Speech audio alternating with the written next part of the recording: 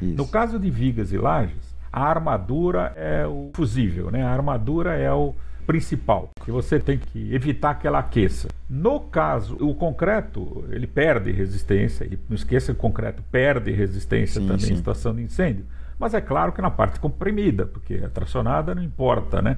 Para efeito de projeto. Então, no caso de viga isostática, na parte superior do concreto, a gente tem que tomar algum cuidado, mas normalmente passa. No caso de pilares, ele é praticamente todo comprimido. Então, aí não dá para você se preocupar apenas com a armadura. Você tem que se preocupar com a armadura e também com o concreto.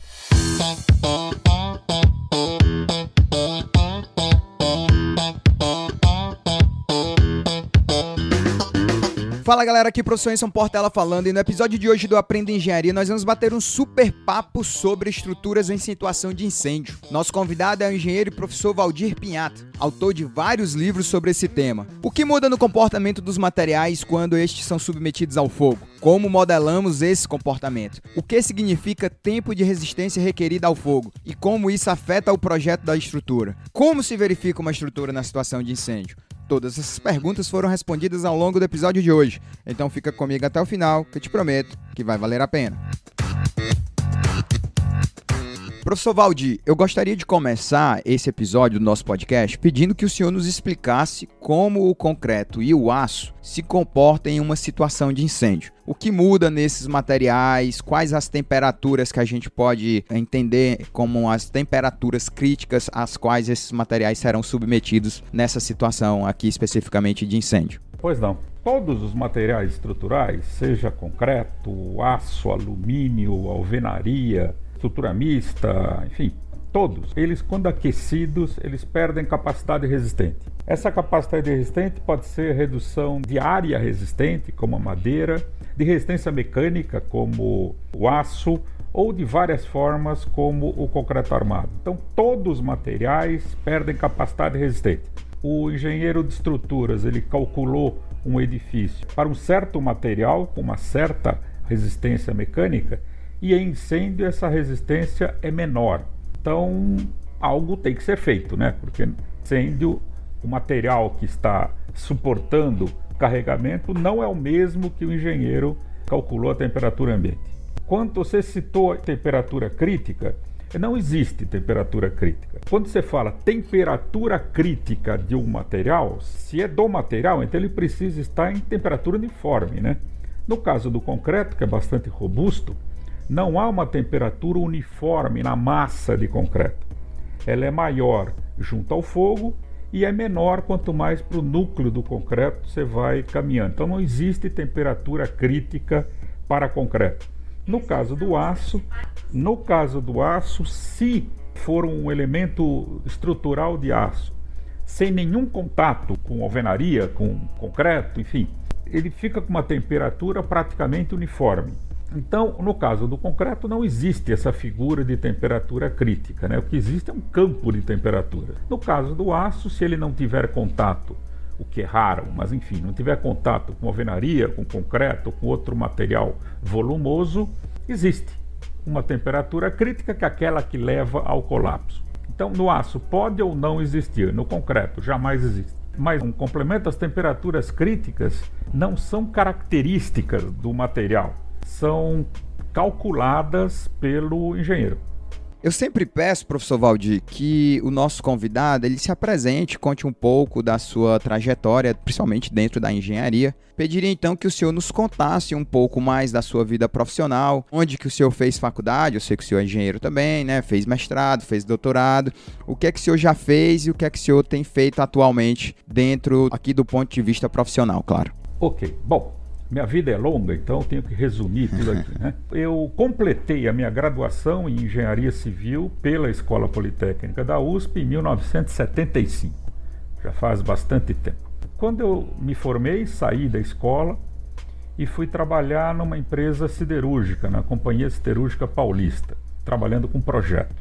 Voltei à universidade em 90 para fazer o mestrado.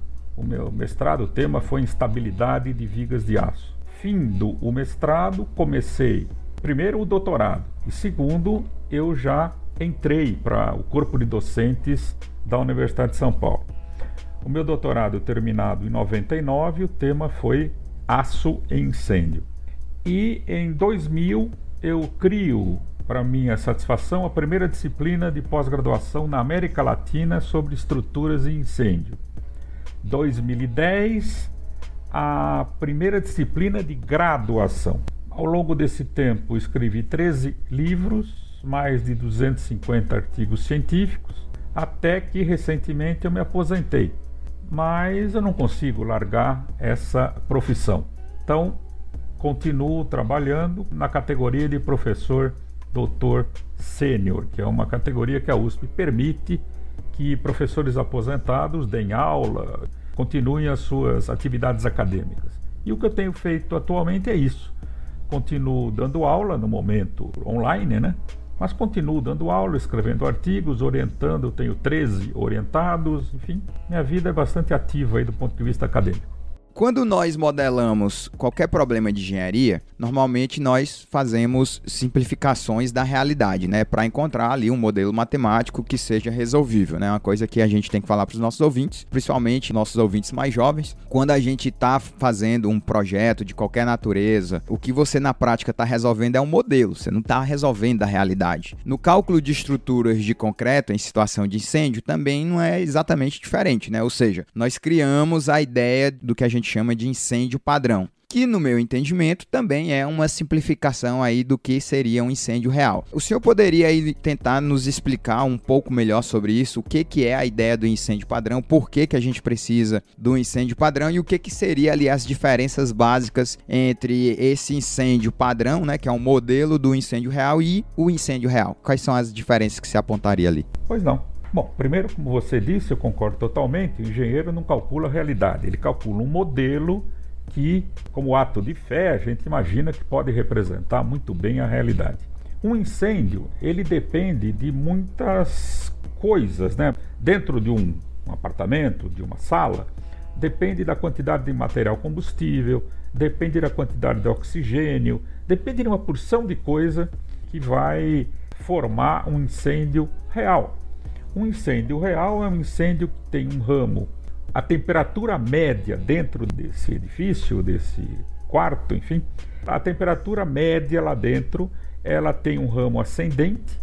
Quando o incêndio está se formando e se avolumando, passa por um pico e depois, quando todo o material que tinha que ser queimado lá dentro foi queimado, o incêndio acabou. E a temperatura então começa a descer com os gases, a fumaça, enfim, que está aquecendo o ambiente, começa a sair por baixo da porta, por alguma janela quebrada e por aí vai. Então, um incêndio, do ponto de vista do engenheiro, é alguma coisa que tem um ramo ascendente, um ponto de máximo e um ramo descendente. E essa curva depende de todos os parâmetros que eu disse lá atrás e outros. Então, cada incêndio em cada edifício do planeta tem um comportamento diferente. Existem modelos matemáticos para isso, mas de qualquer forma, cada incêndio seria um incêndio diferente. Isso é muito complicado, né? Seria muito complicado. Dá para fazer isso? Dá. É bom fazer isso do ponto de vista econômico? Sim, mas é muito complexo. O projeto seria muito caro. Então a comunidade científica criou, há mais de um século, um modelo padrão de incêndio, que não é real, é um modelo, que começou sendo usado em análise experimental, em laboratórios de fogo, e hoje é usado em projeto também, indiscriminadamente no mundo inteiro. É o chamado incêndio padrão. É uma curva padronizada que, diferente do real, ele não tem um ramo ascendente e um ramo descendente. Ele tem só ascendente respeitando uma equação logarítmica. A equação logarítmica é ascendente, né? Sem fim. Não tem um sobe e depois desce, é sempre crescente. Ok. Então, pegando aí o gancho do que o senhor está falando, nós temos um conceito também muito importante quando nós falamos sobre projetar edificações que resistam ao fogo, que aliás a gente abrevia de TRRF, que é o tempo de resistência requerido ao fogo. Inclusive, uma parte da análise que o engenheiro faz para saber se o projeto dele atende ou não à norma é verificar o TRRF dos elementos estruturais, né? A gente faz a conta para cada elemento estrutural, viga, pilar, laje. Cada elemento estrutural tem ali o seu TRRF, que tem que obedecer ao tempo de resistência requerido de resistência ao fogo do edifício, né? A edificação ela tem um TRRF e cada elemento estrutural individualmente vai ter também seu tempo de resistência ao fogo. Pediria então que o senhor nos explicasse um pouco o que consiste o TRRF. Tipo, eu sei que ele é uma medida em minutos, né? Então você tem edificações que tem lá o TRRF de 30 minutos, de 60, de 90 minutos. Isso quer dizer que é o tempo que o edifício aguentaria, são 90 minutos, quer dizer 90 minutos o edifício pegando fogo sem cair. O que na prática isso quer dizer? E o que seria, só para dar uma ideia de valor para os nossos ouvintes, um edifício aí padrão brasileiro, residencial aí, vamos colocar de 20 andares, o que seria um TRRF médio ali? Um número, só para a gente ter uma ideia de valor. Pois não. Como eu estava respondendo aí a pergunta anterior, o incêndio padrão é uma curva logarítmica crescente sem nenhum limite. Bom, a gente precisa colocar primeiro um limite nessa curva, né? E segundo, garantir que essa curva padronizada seja a menos branda, né? A mais severa de qualquer incêndio que possa ocorrer naquele edifício. Esse limite é uma curva temperatura-tempo. Então, qual é o valor do tempo em que eu vou limitar essa curva logarítmica? Este valor de tempo, denominado tempo requerido de resistência ao fogo, TRRF, é um tempo fictício, é um tempo que não é real, mas como a curva padrão também não é real, esse par, curva padrão logarítmica, e tempo em minutos, tempo requerido de resistência ao fogo, este par de coisas arbitradas pelo meio científico, supõe-se, e até hoje parece que é assim, que está indo muito bem nesta estratégia, supõe-se que as estruturas sejam convenientemente seguras para o incêndio. Eu volto a dizer, e é importante isso, que tanto a curva não é de incêndio, quanto o TRRF não é tempo real.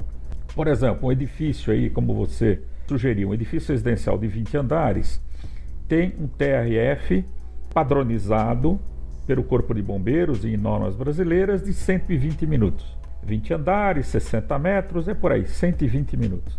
Isso quer dizer que se eu projetar para 120 minutos, no 121º, ele pode cair? Não. Se eu projetar para 120 minutos, significa que o incêndio termina depois de 120 minutos? Não. 120 minutos é o tempo que o bombeiro leva para chegar na edificação? É o tempo que as pessoas levam para descer o edifício? Não. É um número fictício para que o engenheiro possa garantir a segurança ou verificar a segurança dessa edificação. De fato, o TRRF, ele é o tempo dentro de um forno. Se você conseguisse colocar todo o edifício dentro de um forno e aquecesse esse forno de incêndio para 120 minutos, na curva padrão, pode parar depois de 120 minutos. Esse é o tempo requerido de resistência ao fogo.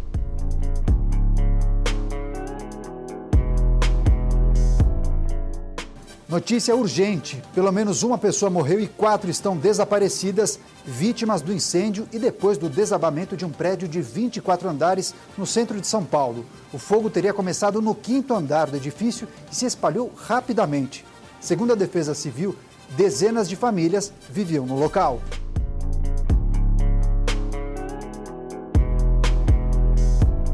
Olhando agora do lado do projeto, o engenheiro ele precisa primeiro definir, né, o TRRF, né, da edificação, como nós já colocamos aí, e depois vai lá fazer essa conta no nível dos elementos estruturais. Então você tem lá que fazer a conta do TRF para cada elemento estrutural, como eu já tinha colocado. Existem basicamente, né, 2 métodos que a gente utiliza aqui no Brasil, que constam da norma da NBR 15200, que são o método tabular e o método do tempo equivalente. Daria para o senhor explicar para a gente primeiro, né, a ideia de cada método, o que é? Por exemplo, o método tabular é um método super simples, muito fácil você utilizar, né, para o nosso ouvinte. Uma vez que você tem o TRF do edifício, basta você ir lá olhar qual é o elemento estrutural que você está calculando, ele já vai te dar a espessura mínima lá de cobrimento e a dimensão do elemento estrutural, né? Por exemplo, uma viga, você pega o TRF do edifício, ele já te dá lá a base da viga e o cobrimento lá da viga que você tem que usar mínimo para atender aquilo. Lembrando aí aos nossos ouvintes que quando a gente faz análise de uma estrutura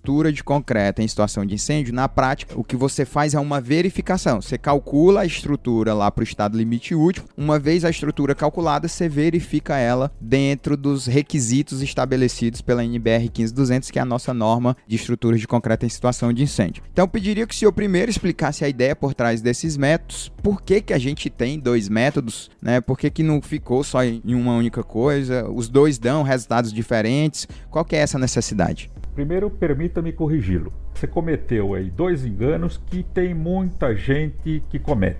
Eu tento, por meio de aulas, palestras, livro, tentar corrigir isso e estamos a cada vez que a norma é revisada, tentando esclarecer isso, mas ainda há muitas dúvidas. Primeiro, método tabular é uma tabela que para determinada estrutura ela indica qual é uma viga, digamos, qual é a largura da viga e não o cobrimento, mas a distância entre o centro geométrico da armadura, da seção transversal da armadura e o fogo. Né? É verdade, então, você tem razão. Não é o cobrimento, é verdade, me enganei. É um valor maior do que o cobrimento, mas muita gente se engana com isso. É verdade. É porque lá tá C, né? E aí você associa o Czinho lá com o cobrimento, aí ferrou. Quem tá acostumado com o concreto, vê um C, não vê mais nada, né? Não quer mais nada. É o cobrimento. Outra coisa é que não são 2 métodos, é um método apenas. Só existe uma forma de se determinar o tempo requerido de resistência a fogo, ou seja, o TRF. É o tabular. É uma tabela feita por norma ou por corpo de bombeiros que, a partir do uso do edifício, né, se é uma residência, se é um escritório, enfim, e a altura do edifício, com esses 2 valores, entra-se numa matriz e encontra-se o TRF, por exemplo, o 120, que eu acabei de falar. O método tempo equivalente, que agora, para tentar deixar mais claro, o bombeiro está mudando por minha sugestão para procedimento de redução do TRF. Então, o método tempo equivalente é um método que permite, em determinadas situações, se reduzir o TRF em função das características de segurança contra incêndio de um edifício. Digamos que um edifício tem sprinkler, tem detector, tem brigada de incêndio, ele é bastante ventilado, enfim, tem uma meia dúzia aí de aspectos. Se esse edifício tem tudo isso, ele é mais seguro do que o vizinho que não tem nada. Se ele for mais seguro, nós damos um brinde. Eu posso reduzir um pouco o TRF das estruturas. Então, o método tempo equivalente é uma equação que, se ela se cumprir, me permite reduzir 30 minutos do TRF. Por exemplo, aquela residência de 120 minutos. Eu faço uma conta. Se o resultado for satisfatório, eu calculo a estrutura, ao invés de 120, 90. Entendi. Agora eu acho que ficou claro. E muito obrigado aí por me corrigir. Acho que tá mais do que claro. Quando eu converso com as pessoas, a gente tá falando de estruturas, né, em situação de incêndio, e quando eu converso com os meus alunos, até com as pessoas um pouco mais inexperientes em engenharia, e até de fora da engenharia, eu percebo que há um entendimento por parte delas de que quando a estrutura ela sofre lá um incêndio, eles entendem que automaticamente aquela estrutura está completamente inviabilizada para uso. Isso, obviamente, do ponto de vista de segurança estrutural. Ou seja, se uma edificação ela sofreu lá um incêndio, as pessoas interpretam que automaticamente não dá mais para aquela estrutura ser usada, tem que ser demolida e substituída. Mas nós temos no Brasil, acho eu que no mundo, mas eu entendo mais do Brasil, né? Nós temos aí vários casos, e talvez o mais emblemático que a gente tenha seja aí da sua cidade, né, de São Paulo, que é o edifício Joelma, uma estrutura que sofreu um incêndio de grandes proporções, mas que foi ali recuperada e está sendo utilizada até hoje, né? Edifício Joelma lá de frente à Praça da Bandeira, se eu não me engano, está sendo lá utilizado até hoje. Eu lhe perguntaria então primeiro, o que é preciso ser feito a nível de análise para saber se uma estrutura que sofreu o incêndio, ela pode ou não ser reutilizada? O que é que o senhor apontaria assim, vamos dizer, como ensaios mínimos ou inspeções mínimas que precisariam ser feitas para que chegasse-se a um laudo de que não, essa estrutura basta você recuperar ou escariar aqui uma coisinha ali, pintar aqui que está tudo resolvido? Bem, essa análise que você está comentando, bom, primeiro é verdade que um edifício não precisa ser demolido ou inutilizado depois do incêndio. Só incêndios catastróficos, né, que levam a isso. Normalmente dá para recuperar. Mas essa área de recuperação e de análise é da área de tecnologia. São o pessoal ligado à tecnologia do concreto, no caso do concreto, ou do aço, no caso do aço, ou da madeira, enfim. É o pessoal ligado à tecnologia que vai dar essa solução. Eu não sou tecnologista, eu sou engenheiro de estruturas, então eu sou prevenir e dimensionar contra o efeito do incêndio. Incendiou, eu passo para o meu colega de outra área. Mas, só algum comentário, um aspecto, né? Por exemplo, você vai entrar num edifício que passou por um incêndio. O que você pode fazer, o que você tem que fazer, o que você deve fazer é procura aquelas vigas que estão mais esfumaçadas, mais escuras, supondo que essa viga foi mais afetada pelo incêndio. Procura mais distante uma viga que não tem problema nenhum, que não foi afetada pelo incêndio. Analise, veja por métodos de tecnologia, né? Qual é o FCK, qual é a resistência, FC,T, de uma e de outra, para você comparar quanto que o concreto perdeu de resistência mecânica pelo incêndio. Porque o FCK, né, a resistência característica do concreto que a gente usa, não é a mesma daquela de um edifício que foi incendiado, porque passou um certo tempo, o concreto ganha resistência com o tempo, enfim. Então vamos pegar a resistência real do concreto no tempo em que outra parte dele foi incendiada. Então a gente usa esse FC para comparar com aquilo que ele perdeu de resistência por conta do incêndio. E aí, a partir dessa redução de resistência, verifica-se a estrutura. Então, para tirar a resistência do aço, existem alguns equipamentos, enfim, algum modo, né, de fazer isso. Entendi. E pode-se ir desde simples observação até ensaios metalográficos, no caso da armadura, e outros no caso do próprio concreto. Aí eu deixo para os colegas a tecnologia. Ok. Ficou bem claro aqui pra gente. Obrigado, professor. Quando eu estava preparando essa pauta aqui, eu peguei o seu livro, né? Eu fui aluno do professor Valdir em 2014. O professor Valdir foi meu primeiro professor de doutorado, lá em junho de 2014, quando eu estava entrando na Poli, minha primeira disciplina. E, aliás, eu dei muita sorte de ter sido seu aluno, porque foi um assunto que eu passei, sinceramente, o senhor entende muito do assunto, para mim foi desafiador. E eu, como era até ali, 2014, eu me formei em 2008, até 2014 eu projetava, principalmente edifício. Eu tinha um escritório que a gente até teve algum sucesso aqui, e isso para mim foi um divisor de águas mesmo assim, e me dá segurança em relação a tudo isso. Eu peguei, por exemplo, o TQS ainda na versão 11, a primeira vez que eu usei o TQS, que nem sonhava em ter verificações ainda de incêndio, né? Só lembrar que a NBR 15200, ela data de 2012. 2012 você já tá falando aí versão 17 de TQS. Permita uma observação que pode interessar quem está nos ouvindo. Na realidade, a primeira versão de ABNT, falando de concreto e incêndio, é de 1980 e pouco. Nossa, só que essa é nova para mim. Ninguém conhecia essa norma, né? Ninguém usava, ninguém conhecia e tal. Ela foi revisada e praticamente foi a primeira norma, essa sim, a de 2003. Mas ainda essa norma de 2003, ela era meio antieconômica, porque ela teve por base a norma europeia, o Eurocode, por meio dos seus métodos mais simplificados, né? Quis se fazer uma norma simples. Ora, tudo que é simples no nosso ramo é mais caro. Então, aquilo que trouxemos do Eurocode tornou o projeto caro. Então, a reclamação foi muito grande. Entendi. Dos projetistas, né? Só para explicar assim, quando você diz caro é porque você está num nível de incerteza maior, então você vai pedir níveis de segurança maior, então peças maiores, né? Por isso que a gente está resumidamente usando a palavra caro. Sim, precisamente. Então, quando vinham conversar comigo, reclamando que estava antieconômico aquele projeto com base na norma de 2003, eu dizia, ou apresentava para eles, siga o Eurocode, pegue um método mais preciso do Eurocode, assim desencarecendo, né, a estrutura. Bom, de tanto que eu falei isso, uma hora resolvemos fazer a norma de 2012, trazendo, primeiro, mais procedimentos europeus e, segundo, o resultado de algumas pesquisas que a gente já havia feito aqui.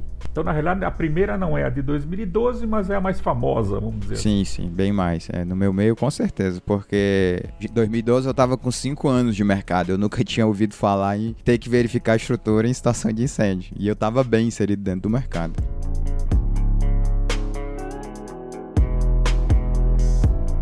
E aí, moçada, beleza? Eu tenho um pedido a fazer. Se você tá gostando dos nossos episódios, eu peço tua ajuda na divulgação desse podcast. Mostra lá pros teus amigos engenheiros, engenheiras e estudantes de engenharia.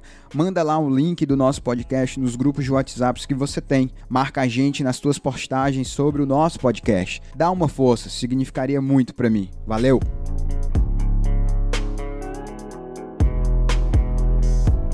Eu tava lá preparando essa pauta e aí fui revisar as minhas anotações de aula, algumas coisas que tinha lá do seu livro. E eu me lembrei de algo que sempre me incomodou e às vezes quando eu tô dando aula ainda me incomoda, que é o seguinte. E algumas pessoas também que me escutam vão ter uma dúvida parecida com a minha. Lá no seu capítulo de lajes, né, precisamente de laje, e no item 8.2.2 da NBR 15200, nós temos lá a tabela que fala sobre as espessuras mínimas da nervura inferior de lajes nervuradas, considerando lajes aqui simplesmente apoiadas. Se a gente pegar lá um edifício residencial típico, nosso aqui, que vale dar, talvez não tão típico, mas que dê ali entre algo como 60, 90 minutos de TR e RF, pela tabela eu precisaria de uma nervura inferior de 12 centímetros para poder obedecer esse TRFF. A questão que eu coloco é isso mesmo? Eu preciso de 12 centímetros? Eu pergunto isso, professor, porque, como eu já falei, né, eu trabalho com cálculo estrutural e vejo ser muito mais comum a gente utilizar nos edifícios, considerando laje nervurada simplesmente apoiada, aquele caixote que tem nervura inferior da ordem de 7 centímetros. Aproveita aqui até peço que lhe explique aqui um pouquinho melhor como é que fica a definição dessa espessura mínima da laje. No caso aqui, espessura, né? Desculpa, não a espessura da mesa. Posso considerar piso e contrapiso nessa conta? Como é que isso é feito? Bom, primeiro pode, isso está inclusive explícito na norma. Se tiver um piso, contrapiso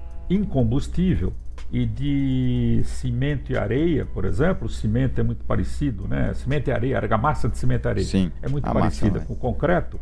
Então você pode substituir diretamente.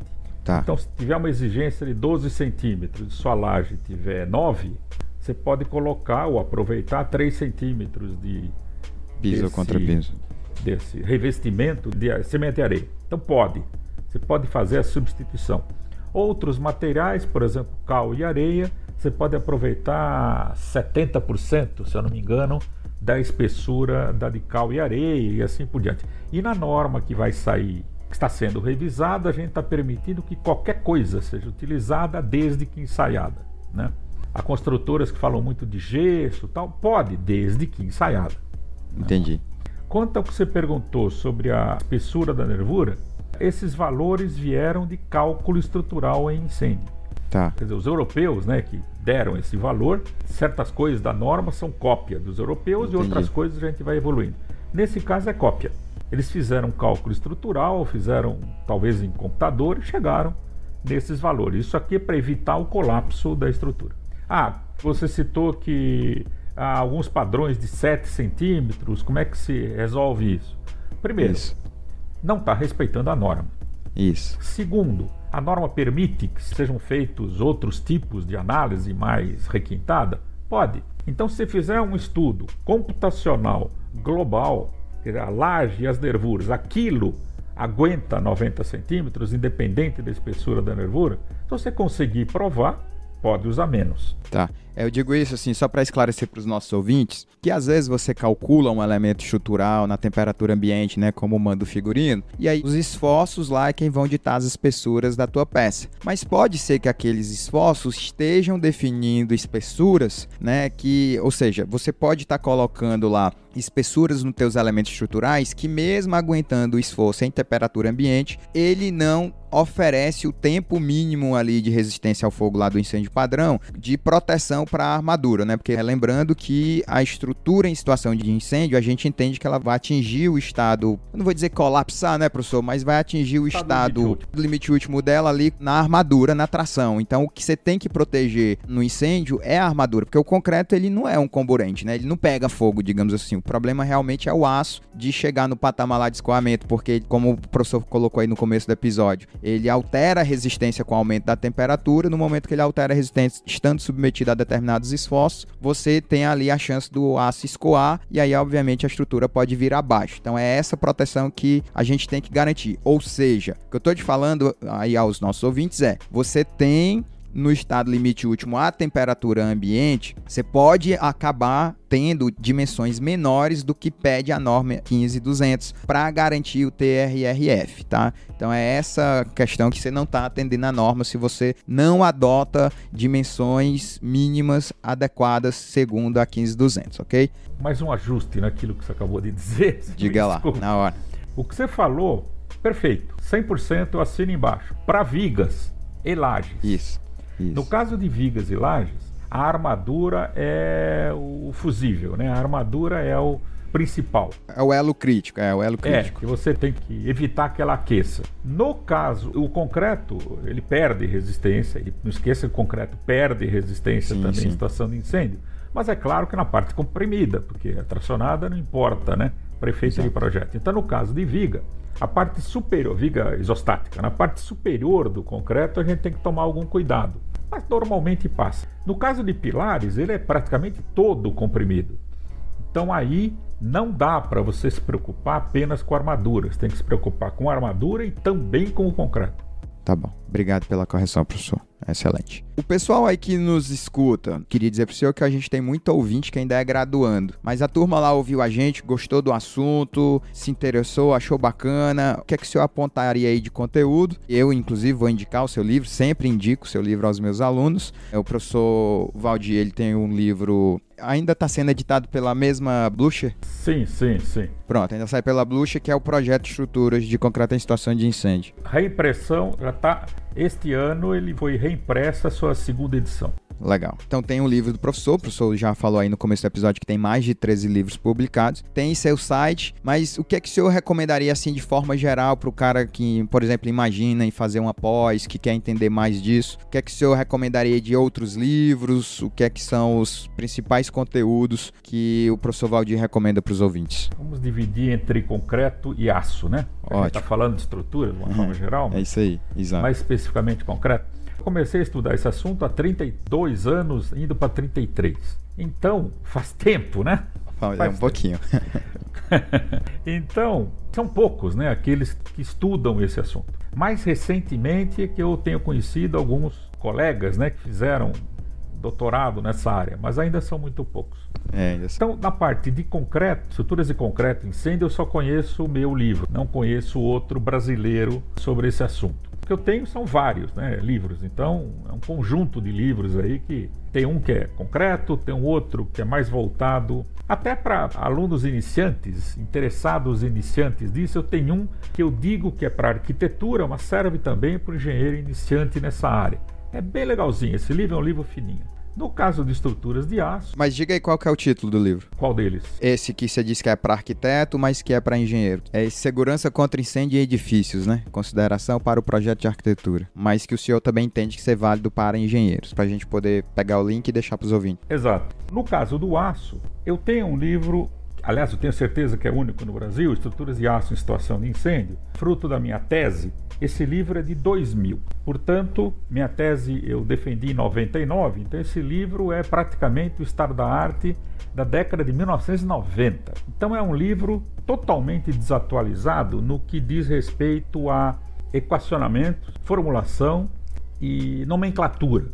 Não tínhamos nem norma naquela época, né? Então a nomenclatura foi a que eu usei e depois pode ter mudado alguma coisa em termos de norma. Mas em termos de conceitos ele ainda está válido. Só que me preocupa, porque como é único, todo mundo segue esse meu livro. Então eu vou em bancas de mestrado, doutorado, e o aluno fala alguma coisa, eu critico, dizendo vai estar no que seu livro. Errado. Ele diz, não, mas no seu livro está assim. Mas esse livro tem 25 anos. Como me falta tempo de fazer a segunda revisão desse livro, estou tentando achar tempo, mas está muito complicado. No caso do concreto e incêndio, e mesmo do aço e incêndio, o que há, e isso dá para se procurar no banco de teses da USP, teses e dissertações. E tem seu site também, né? valdipinhata.com.br, que tem lá seus artigos, tem uma lista lá muito profunda e muito extensa de muitas publicações que o professor fez. Quem tiver mais interesse, entra lá no site. A gente vai deixar o link do site do professor e dos livros dele no artigo aqui do episódio, tá? Então entra lá no nosso site que vai estar lá todos os links direto para você baixar, comprar e tal. Eu tinha um link que partia do link da USP e ia para o meu site. Agora tem um link próprio, que é valdir-pignata com 2ts.com. É bem mais simples. A gente vai deixar lá. Professor, onde é que tem no Brasil, onde é que o senhor apontaria as melhores pós ainda? A gente sabe que ainda tem pouca gente estudando estruturas em situação de incêndio no Brasil, mas diga aí 2 ou 3 lugares no Brasil que o cara está pensando em fazer um mestrado ou um doutorado. Pois não. No caso da minha escola, da Politécnica da USP, nós não temos um curso de estruturas em situação de incêndio. Ele está dentro do curso de estruturas, né, que você fez. Sim. Né? Está dentro do curso fiz. De pós-graduação, mestrado e doutorado, stricto sensu, portanto, de estruturas. Eu dou uma aula, dou uma disciplina a respeito do assunto e tenho orientados. Atualmente eu estou com 13 orientados sobre incêndio, só sobre estruturas e incêndio. Vamos abrir um curso no ano que vem, um curso de lato sensu, né, de especialização em proteção passiva de incêndio. Proteção passiva seria a engenharia de estruturas e arquitetura, né? Então não é curso de sprinkler ou de elétrica, né? Entendi. É um curso voltado para a nossa linguagem, né? Para o dia a dia do engenheiro e do arquiteto voltado para incêndio, né? A arquitetura comete muitos erros e que prejudica o projeto de estruturas. O projeto de estruturas, a formulação para se calcular uma estrutura de concreto, ou de aço, de madeira e incêndio, depende de certas soluções arquitetônicas. E o que eu tenho visto é que essas soluções às vezes estão erradas do ponto de vista de segurança contra incêndio, o que prejudica, não vale nada, o projeto de estruturas. Mas enfim, eu dou aula também na Unicinos, em Porto Alegre. Lá eles têm um curso de especialização em segurança contra incêndio. Dou aula também na URGS, na Federal do Rio Grande do Sul. Eles têm um curso lá de pós-graduação, lato sensu, né, especialização em segurança contra incêndio. No Paraná, em Curitiba, há um curso de segurança contra incêndio que eu não participo. Eu fui convidado para dar um curso na Bahia, ainda não começou, o curso de segurança contra incêndio. E há alguns outros cursos que são de estruturas, um curso de estruturas, e que tem uma disciplina de estrutura em situação de incêndio. Por exemplo, a Federal do Piauí, eu tenho ido lá para ministrar essa disciplina. Estão faltando professores dessa área no Brasil. Mas eu acho que tá mesmo, professor. Eu acho que você tem razão nisso aí. Não tem muita gente que domina esse assunto. Eu acho que não é um assunto ainda que preocupa o brasileiro. Basta você ver, professor, que no Brasil, até onde eu sei, não sei se o professor tem alguma estatística disso, mas nós não temos nem controle de quantos incêndios realmente acontecem em edificações brasileiras. Eu lhe digo isso porque eu tenho um aluno que ele é major dos bombeiros aqui no Ceará, e é o Joel, aliás, um abraço pro Joel, que tá sempre ouvindo a gente, e ele fala, professor, não tem. A gente não mantém esses dados, não tem um controle, porque ele queria fazer algo do TCC dele, do projeto de engenharia dele, nesse sentido. E ele disse, professor, eu já falei com o corpo de bombeiro de outros estados, o mais avançado é o AI de São Paulo, que ainda tem uma ou outra informação, mas de forma geral, a nível de Brasil, não há um controle rigoroso de quantas edificações realmente sofrem incêndios no Brasil. O que a gente sabe é isso que acontece de um incêndio que é catastrófico, né? Pegando aqui um termo que o senhor usou, que como teve aí aquele edifício lá de São Paulo que caiu no próprio eixo, fantástico, derrubou lá parte da igreja, aí vai pro Fantástico, aí todo mundo fica sabendo, mas... Eu não... Eu não quis dizer que foi fantástico, eu quis dizer que aquela queda é fantástica. Foi fantástica. Monumental.